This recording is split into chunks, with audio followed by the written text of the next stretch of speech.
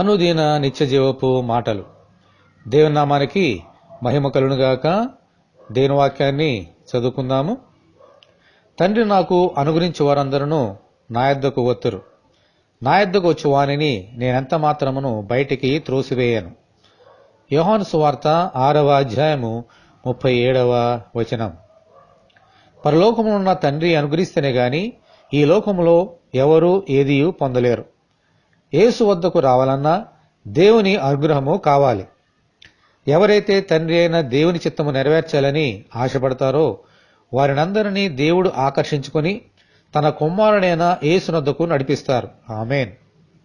తండ్రి చేత తన యొద్దకు నడిపించబడిన వారిని మన ప్రభువు అయిన యేసుక్రీస్తు ఎంతమాత్రము త్రోసివేయక చేర్చుకుంటారు. దేవునికి స్తోత్రం. హల్లెలూయా. యేసు యొద్దకు వచ్చిన వారందరూ పాప క్షమాపణ, రక్షణ, పరలోక రాజ్యము పొందగలుగుతారు. హల్లెలూయా.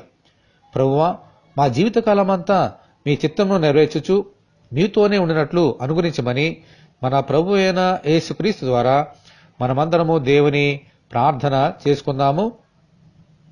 ప్రభువా, మీ కొందనాలు తండ్రి, మీరు అనుగ్రహిస్తేనే గాని మేమేమాత్రము ఈ లోకంలో ఏదీ పొందుకోలేం.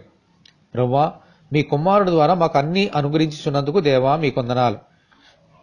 మీ కుమారుని యొద్దకు వచ్చినట్లు ప్రజలందరినీ ఆకర్షించుకోమని, ఈ వాక్యం ఉంటున్న వీళ్ళందరినీ దీవించి అలాగూ ప్రభువులో వర్ధిల్ల చేయమని యేసు అతి పరిశుద్ధమైన నామములో ప్రార్థన చేయుచున్నాము తండ్రి. ఆమేన్. మన తండ్రి అయిన దేవుని కృప మనకందరికీ తోడేనుగాక. ఆమేన్. పరిశుద్ధ దేవుని మందిరం.